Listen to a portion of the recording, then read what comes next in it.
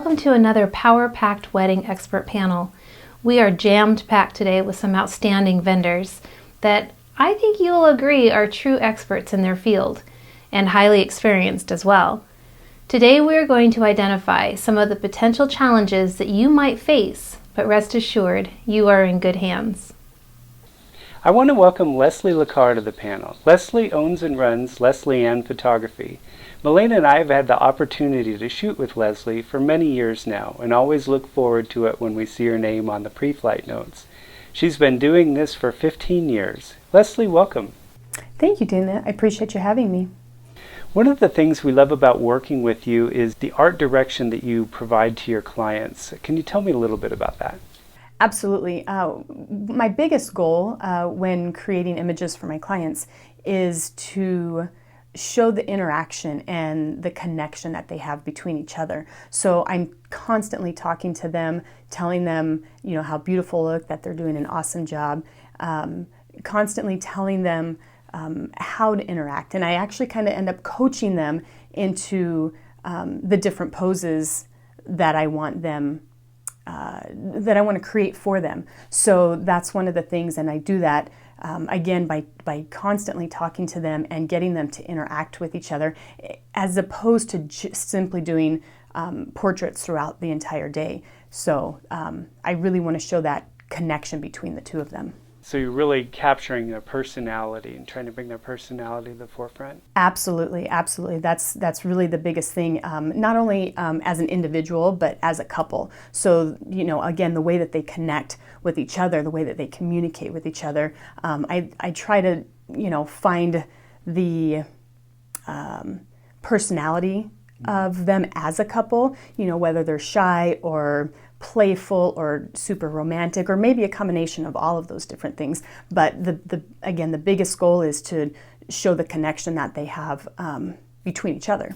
Yeah, it's like a signature. I always think of it as like a signature that they have. It's what they're all about. Can you tell me a little bit about candid shots that you might get throughout the day? Because I imagine with going for the personality and really telling the story through their personality, that you get a lot of candid shots throughout the day. And that's one of the biggest things that we really try to get for our couples, is because that's really, even though they want those traditional legacy type images that they can show their kids and their grandkids later on down the road, couples really like to see those interactives, those candid shots, those in-between portrait shots. And the best way to do that is having that second photographer. As I'm, talking with the couple, making them laugh at maybe something that I said that was just kind of stupid, or maybe I actually said something that was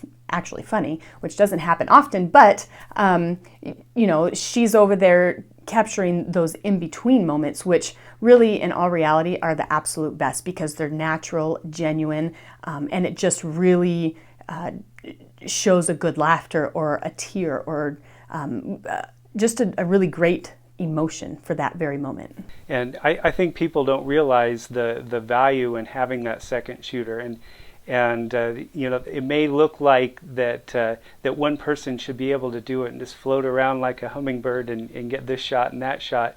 But when those golden moments come, it's all about perspective and being at the right place at the right time to pick that up. And especially children, because they do the craziest things at the craziest times. And if you're not there, if you're focused on getting portraits or something like that, you might miss something. So one person oftentimes can't do it all. It is possible for people that are maybe on a budget to have something that's a little smaller of a package that might have one photographer, but that second photographer is really key to getting some of those candids. Because one person can't see it all. You can only focus your attention on one spot. And, if you're really into those candids about what's going on around the bride and groom, then it's going to be really super important to have that second person, because oftentimes my focus is on the bride and groom, because that's our goal, is to get images of the two of them, with their bridal party and their families, not necessarily who's watching what we're all doing. So and you want to go beyond just your regular portrait photography to where you're really capturing something special in your day. And I've seen you use different kinds of lighting for your shots. Can you talk a little bit about that? Absolutely. Some of the, there's lots of different lighting techniques that we can do. My favorite obviously is going to be natural lighting. It really is the most natural for the couples to be in, and it allows us to create a more variety because we can move along so much faster than if we're, having to drag some alternative lighting stands and flashes and things like that. So lighting is key to images, and being able to identify those different types of lighting is super important as well. But like I said, soft natural lighting is going to be my absolute favorite. That's my go-to light. And ours as well. We love shots. We love directly into the sun shots when we're kind of waiting for that twilight period to hit. And the sun's still out, but it's just at a really powerful spot, and so we'll do something where we can work in the sunshine into the shot and get some funky effects going on. So, and it really all has to do with time, which I'll segue into asking about how you handle time management for the day, and I can answer this partially for you, knowing that you helped the bride with that. But can you tell me a little bit about that? Absolutely. That is one of the biggest things that I really like to help the couples with, is choosing their ceremony time, because there's so many different things that play a part in actually selecting that. For example, if you don't want to see each other before the ceremony, if you don't want to do a first look, then you definitely don't want to do a sunset ceremony, because that's going to pretty much eliminate any natural light that's going to be available to do portraits of your bridal party, your family, the two of you alone. So helping with that ceremony time based on some of the other factors that the couples want to do is what's going to help determine that timeline. So typically we're going to want to do ceremony time anywhere from an hour to 2 hours before the sunset, to allow enough lighting after the ceremony to take care of some portraits if necessary. Yeah, and the first look can definitely affect that. We decided 2 days before our wedding that we would see each other beforehand, and we had gone back and forth on the issue, and because we wanted to be traditional, but one thing we were concerned about is Milena, by her self-admission, her face turns red when she cries, and that can take hours really to recover from, and she didn't want to wreck her pictures. So we thought, how can we do this to where it's not as intense? And so we decided to see each other, and it would be a little less intense. What I didn't realize is it would be the most powerful moment of my life, is seeing Milena just under the lights, just beautiful and perfect. And so that was a nice surprise for us, and it was just so intimate, just us being there. And then when she came down the aisle, that was special in its own right. But it gave us time logistically. I think that was the second thing, is that we'd have time to do both. Oh, absolutely. The first look is incredible. It's a great moment for couples because when we do it, it's a very private moment with the videography team and the photography team. Sometimes we'll have some moms peeking around the corner, but for the most part, it's very private. There's no friends, laughing at you or, kind of egging you on to be silly or make a different emotion out of the whole thing, or get a different emotion out of the whole moment that's supposed to be special for the two of you. So we do. It's just the two of you, the two of us, video team. And it really is not only, like you said, logistically makes a whole lot of sense, but I really feel, spending the rest of the day. I mean, you don't have to wait till after the ceremony to spend the rest of the day with each other. You get to do it right from the very beginning. So it's really awesome. And the other really amazing thing that allows for us as the photographers and the video team, it allows that we can create a greater variety of images, because not only do we have, time before the ceremony for portraits with the two of you, with the bride and groom, but also after the ceremony, because then after the ceremony we have that beautiful, amazing golden light, and it just creates just that much more opportunity to create some great images. It's profoundly personal, and I've seen you with your telephoto when they don't see each other beforehand. You've got your telephoto lens out and capturing the groom's reaction to seeing her walking down the aisle, and we just make sure that we don't require our couples to do a first look or not to do a first look. We get their input on it and respect their decision as far as which way they want to go, and then it's just super important that we make sure that we schedule the ceremony and the timeline to be planned accordingly, so we still have the opportunity to get all those photos that they're going to want. If they come to you and they don't have a shot list or any ideas, is that something that you can roll with? Absolutely. Typically, other than getting lists of the key people, parents, siblings, their main portion of the family, and then their bridal party, those people I automatically include in what I do. It's going to be the extended family, and then any other out of the normal groupings that they might want. Maybe a co-workers group shot, or a sorority sister group shot, or their gymnastics team shot, something like that. Those are the things that people are going to want to make sure to tell their photographer to make sure that they get those, because we don't automatically ask about those, and people outside of family and bridal party typically are going to be covered during the reception as opposed to a formal portrait. Well, for many years we've known you as Lasting Images Photography, and this year you've made a change to your name. Can you tell a little bit about that? This was a really big year for me.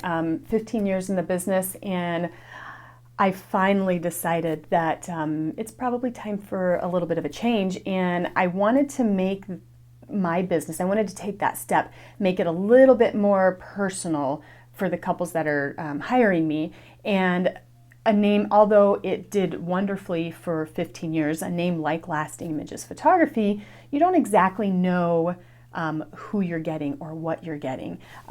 With a name, new name, Leslie Ann Photography, you know exactly what you're getting. You know that you're getting Leslie, and when that happens, it's so much better, because now you can make a connection before we even meet. And I really want to make that connection with my couples and kind of be on almost a friendly basis, a friendship basis prior to even meeting face to face. Yeah, for Milena and I, we know that we could have had a big staff by this point in our company's career, and we decided it's the quality control is lost there, and we see it as such a value that you're getting the owners, you're getting the experience that was advertised. And right, and one of the things that I really wanted to do is really focus on serving my couples,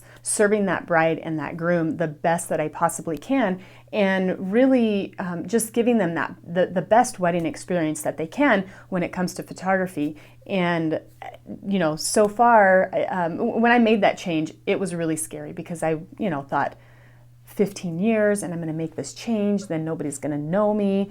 But honestly, it's been so wonderful. It's been seamless, and clients are so receptive to it, and so many of them just love the fact that I made that change. And so I'm super excited. I'm so excited for 2016. I have so many wonderful clients lined up, and I'm ready for some more awesome people. Yeah, we've seen the rebranding from the start to finish, and it's really a nice look. it's really, I think, a more personalized approach to what you do, and so hats off to you for that. Thank you. Can you tell me about kind of your style and what you really enjoy about the wedding day? Style-wise, I feel we're a really good balance between some traditional portrait type stuff, again, things that you would share with your kids and your grandkids later on down the road, and mix of what I call posed photojournalism. So basically what that means is that we are creating something that looks like photojournalism, because if we wait around for photojournalism to happen, it's probably not going to happen very quickly. So we create those. I'm going to put you in poses that show interaction, that show laughter, that show a tear, that show a romantic gesture from, you know, our groom to our bride, things like that. So again, a nice balance between traditional portraits and posed photojournalism. Can you tell me about your favorite part of the day? Oh, absolutely. I actually have two parts that I especially enjoy during the wedding day. One of them being details, so taking the bride's rings and shoes and jewelry, her gown, and kind of styling some of those things, even the invitations, styling those to really complete the story of the wedding day, all of the efforts and the little things that went into that. Also taking some of the groom's accessories, maybe a watch, some cufflinks, shoes, cute little socks, cool socks. Guys don't wear cute things.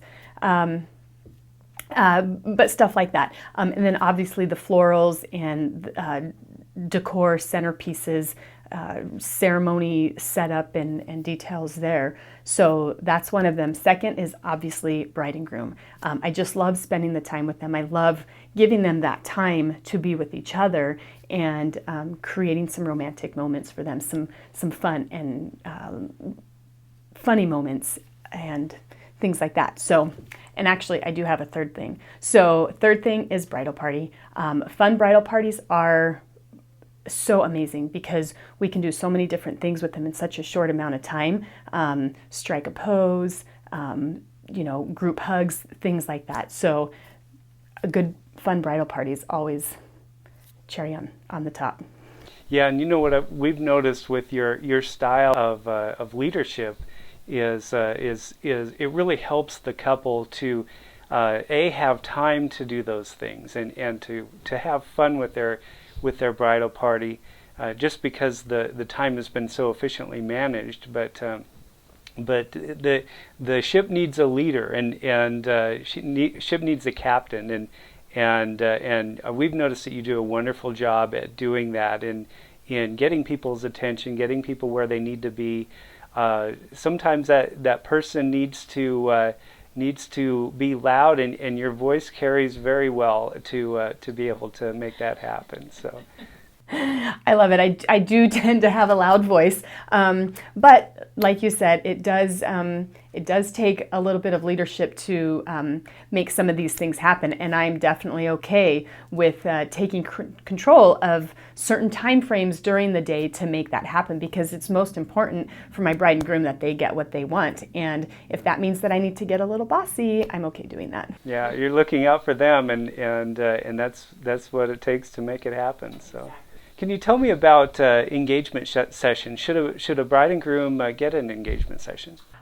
Well, engagement sessions are super, super important. I will say two things about engagement sessions. A, they're super crazy fun. I love doing them. And they're super important, especially if you're not doing a first look. Because without doing a first look, then we don't have that extra time to be coaching you through some of the poses that we're going to be doing. During the engagement session, I coach you, I teach you some of these poses. You guys would learn how to, the couples would learn how to interact during the session, and that carries forward through the wedding day, which allows us to create even that much more variety in the images on the wedding day. So it's really an amazing time for the couples to get to know me, for me to get to know them, how they interact again, and how they, what their personalities are like. So it's really a super fun time, and I enjoy every single engagement session that we do. So yeah, and I've really never thought of it that way, that the engagement session can really get the couple ready for the wedding day, so that when the wedding day hits, they're not having to learn a bunch of new things, but they're ready to just dive in. Right, and that it's kind of like marriage counseling. You know, you do marriage counseling before the wedding. You do an engagement session before the wedding. It's training. Yeah. Well, very good. Well, thank you so much, Leslie, for taking your time with us to share your expertise and just your really command over the wedding day process and photography in general. We appreciate you being here. Well, thank you, Dana. I appreciate you guys inviting me to be here, and it's been a wonderful experience for me, and I hope that you guys enjoy this, and if there's any questions, I'm sure everybody can find out how to get a hold of me through Dana. And we have your email at the bottom of the screen. You can, of course, chat with us here today. And if you're watching a replay of this webinar, you can you'll see her email at the bottom. Thank you again, Leslie. Thank you, Dana. Rich Mancini has been a valued friend for many, many years, and working with him is a great experience every time because he simply knows what he's doing. One of the greatest qualities of a DJ is their timing. Would you tell us a little bit about how you work with couples to optimize their timeline? Well, regarding a timeline, once I contract with a bride and groom, I'll set up a general timeline. I know when the ceremony is going to start, and I know when their end time is, so I'll propose a general timeline with pretty much everything you could think of in that timeline. And then it's up to bride and groom to cut and paste and delete. And then as the time goes on and the timeline gets edited and amended and changed, it's up to me or a DJ, period, to look at that and think in photographic terms, in the momentum terms, and say, you know what, these need to be moved together because you're going to have a big slow down period. You don't want too many of these going in your reception, up and down, stop, get off the dance floor, get back on the dance floor. So it's up to a good DJ or a band leader to see what the bride and groom want in their timeline, and then to put them together so it makes sense and people have a nice flow to the reception. They enjoy it. Okay, now it's time to get off and do the parent dances, and then we're going to cut the cake. You know, you keep all those events maybe close together so that you get that one slow, and then boom, you're back on the dance floor and you've got them rocking for another 30, 40 minutes. So there are things that are key, and I think brides and grooms should take either a wedding planner or a DJ's advice when it comes to that timing. Every bride dreams of a wedding reception which everyone is dancing and the perfect song is played at the perfect time. When we're at a Mancini event, the people are just going crazy. How do you do it? Yeah, and this lends itself back to experience. You know, when I look at the crowd, I'm sizing them up from prelude, right through ceremony, right through cocktails. I see their body language, what they wear, how they act, and then by dinner, I pretty much know who the catalysts are for a great party. And when they get on the dance floor, I key in on those people, and they're basically the igniters on the dance floor, whether it's the bride and groom, the bridal party, or maybe some of the guests or family. And there are things that, you know, a DJ can talk too much on the mic. I think less is more. The DJ should be invisible. By that, make the announcements. Don't get on the dance floor. Don't be singing on the mic. Don't be telling jokes. It's not your show. It's the bride and groom. But there are things that you can say throughout the event that interject with what's going on the dance floor that get the party even more ignited. So, and that comes from experience. You just can't do it out of a playbook. You need to see what's happening. You need how to react and what to say. Jason has a question. How do you facilitate the grand entrance? The first thing I want to find out is if it's going to be the entire bridal party, parents included, or is it just going to be the bride and groom? Some people opt for just the bride and groom. They'll get all the focus, all the applause, all the energy. And then if you're going to do the whole group, sometimes the parents, it's nice to have them seated introduced before the bridal party comes in, which is very nice. It's a way of acknowledging the parents, and they wave at the tables to the guests. When the bridal party comes in, I've already got their names written phonetically. Nothing spelled correctly. It's all phonetics because nobody sees my papers. They only hear what I say. So I do have a way. There's timing. You have to watch how these couples come into the reception. Are they walking in fast, slow? Are they dancing? Are they trying to generate the crowd? So you need to pick up on that. And yeah, it's like television or comedy or anything. It's all about timing. You need to watch what's happening as you're reading those names, and then at some point you need to get the crowd just roused up for the bride and groom and just bring them in and bring the house down. There's things you can say that even enhance the applause. So yeah, I'm getting a couple goosebumps just thinking about it. How do you orchestrate the dinner service? Well, I make sure that everyone's seated before. If it's plated, it's one format. If it's a buffet, it's one format. If it's stations, it's another format. So it's up to me to announce the format, basically, and to make sure tables are released accordingly. If it's a buffet, if it's stations, I need to let them know that people are free to roam about the stations and make themselves welcome to any station available.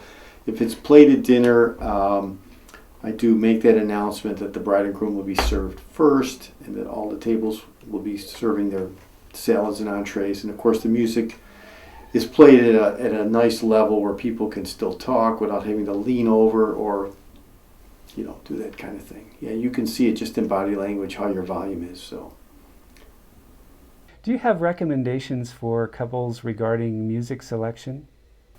some brides and grooms have specific songs in mind. Some are totally clueless. They have no idea what they want. I'll give them some suggestions.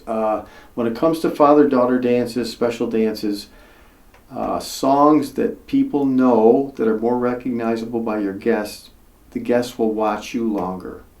If you select a song that's really out there, like the 13th cut of the underground bootleg album of Nickelback, chances are after about 25 seconds your guests are going to start to lose interest. They're going to start yapping at the tables. They're going to start doing their thing. It's the nature of the beast. So I always suggest pick something that people know. They will listen a little bit longer.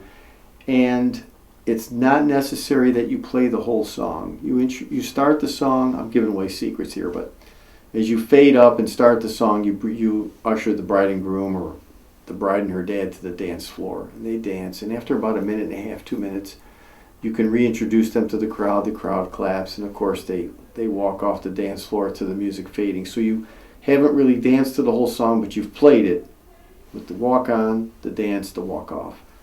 And the guests appreciate that. They're not subjected to 5.5 minutes of butterfly kisses because they won't watch you for that long.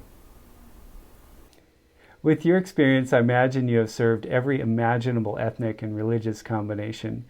What is your advice for making that happen and keeping the party going? Yeah, each, whether it's ethnic or religious based, there are different songs that pertain, like the hora. A lot of Latino weddings, I've done the honeymoon dance or the money dance, which is a very huge thing. The La Marcha de Zacatecas is very huge in the Latino sect. And then I've done some other things like Samoan weddings. They have a rug ceremony. So they let me know what they want to do, and I'll integrate it in the timeline so that it makes sense. And regarding games, brides have asked me, what games work? There are some games that are good, not many. A lot of guests don't like to play games, but they may watch something. And there are a couple that are really key. They do enjoy that, but not too many games. People want to eat, drink, and dance. That's why they're there. I gave you my gift.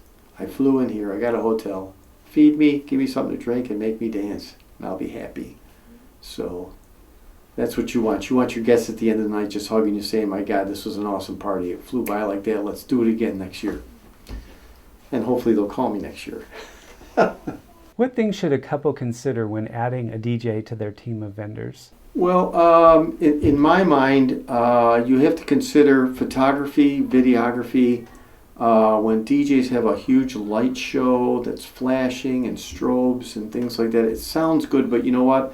When the party's over and all the editing is done, you want a great video, you want a great photo album. Sometimes the lighting affects their jobs.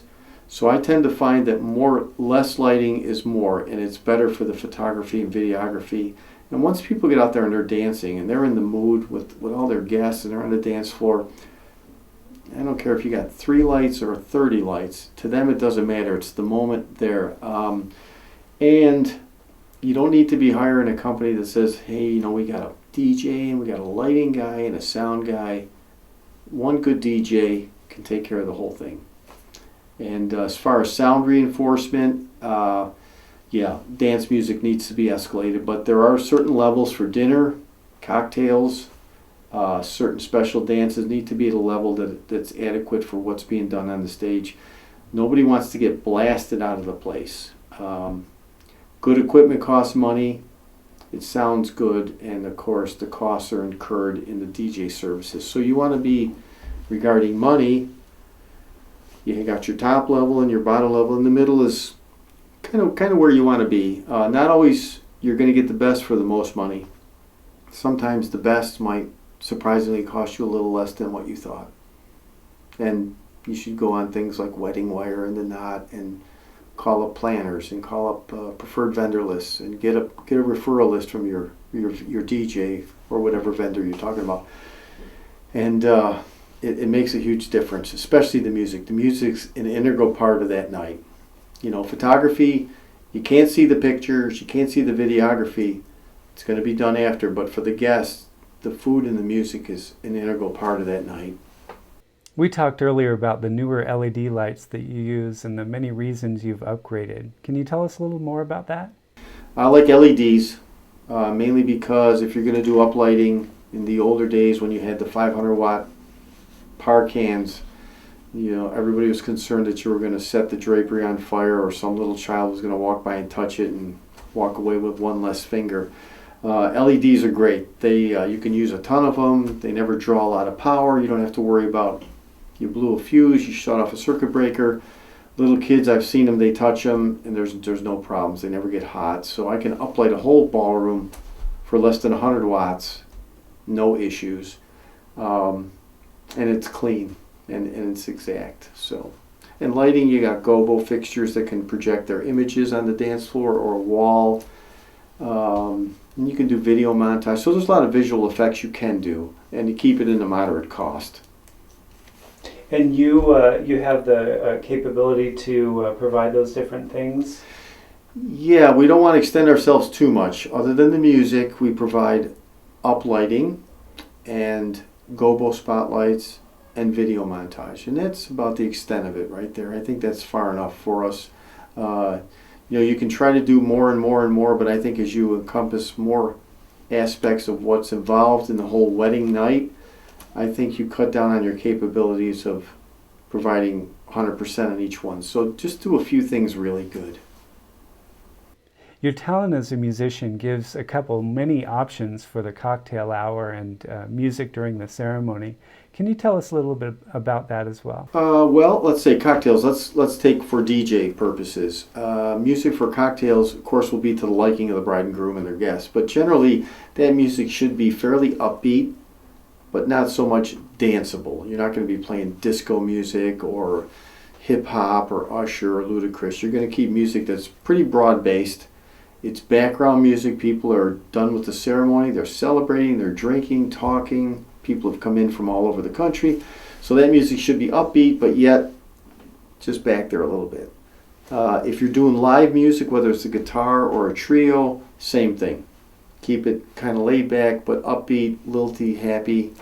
Nothing, you know, no sad love songs about love lost or anything like that. That's the last thing you want to hear. But yeah, that's where the music should be for cocktails. And then it escalates. So you've got your ceremony, then you got your cocktails, then dinner's a little more subdued, and then boom, party time. And then when the party gets right up there and it starts to go like this, boom, that's the end. You want people ready for more. What kind of instruments do you generally use? Well, I've done a number of things. I've played piano. Played guitar instrumentally. I've sung and played guitar at ceremonies. Cocktails, I've done guitar instrumentally or with vocals or with a pianist or a bass or a saxophone, a little trio. For dinner, generally we'll stick to the DJ because by then you've done enough live music and now you're starting to segue into DJ, so they're getting used to that during dinner. It's background. And some people feel a little weird, like, hey, we're eating and we're kind of ignoring the guy, the musician there, you know. So you don't want them to feel that. So during dinner, DJ is more than adequate. And as far as string players, one service that I offer as well, a lot of string quartets will call me and say, we have a bride that wants the ABC song, and we can't find sheet music for it anywhere. Can you write us those parts so we can have sheet music for that song? So I'll do that at a fee to the quartet, and it usually comes out really good. I've done it for quite a number of years. So yeah, music is pretty awesome. It sets the tone and the mood for the whole event. With your background as a musician, you started pretty young, right? Had my first band at the age of 11. At the age of 12, I had another band, and I was the youngest member, and we cut our first 45 RPM. You remember those little discs like that? When I was 12, we were on a TV show, and then it was history from there. So I've been doing this ever since, so it's quite some time. I'll give you a hint, it's more than 25 years, but less than 100. And today you have a band with a truly impressive repertoire, and we recently had the opportunity to film you guys in concert. It was a huge show. We used 5 cameras to get it all in. So let's take a listen.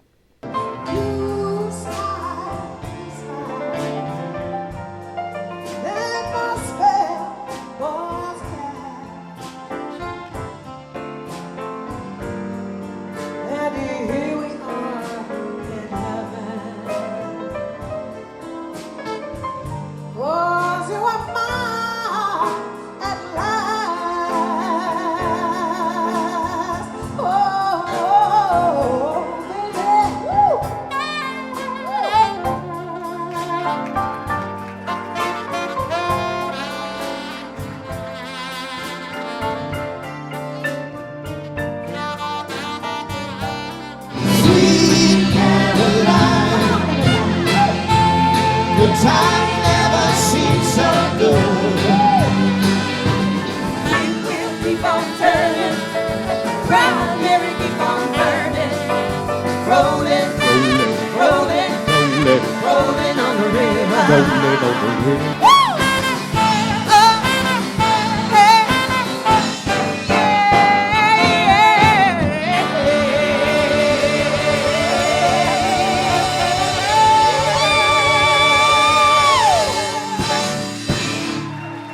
So that was you guys headlining, and the crowd loved it. Can you tell us more about your band? Yeah, the band consists of many people. We've got as many as 10. We can go out with 7, but as many as 10. We focus a lot on female vocalists. We have a female drummer, a female sax. We have 4 female lead vocalists, myself on guitar and keyboards and vocals. We have a bassist. He plays a bass and sings. And then we have our music director who plays keyboards, directs the band. And it's quite an ensemble, and 3 or 4 of us are also full-time musicians, ranging from Richard. I mean, he's co-conducted the Seattle Orchestra. He's been on the jazz circuit for a long time. He's played in LA, he's recorded, he's toured all over the world with Legends in Concert. We have some singers in the band that have been on the big stage, still do, TV commercials, spokespeople, summer concerts, and myself. I've been around a long time, been around the block, done a lot of stuff. So it's a good ensemble, and we all have the same vision. It's all about entertainment. It's not about just sitting there, closing our eyes and playing riff after riff and people going, oh, that was really cool. It's about entertaining the crowd and making them feel like we're there for them. Thank you, Rich, for taking the time to talk with us today. Music is one of the true joys in life, and so it's really nice to learn from someone who lives it every day of their lives. So thank you again, Rich. Thank you, Dana. This has been awesome. I love talking about music. Me and C need the band. So thank you for spending your time with us today, and we hope you enjoyed this webinar. Reach out to us through our chat line or through calling us on the phone or emailing or texting. There's so many ways to contact us, and we love to help you with your wedding and answer your questions, as do the experts on our panel. So contact them as well, and they would appreciate hearing from you. So Milena and I will sign out now. Thank you again. Bye. Sugar.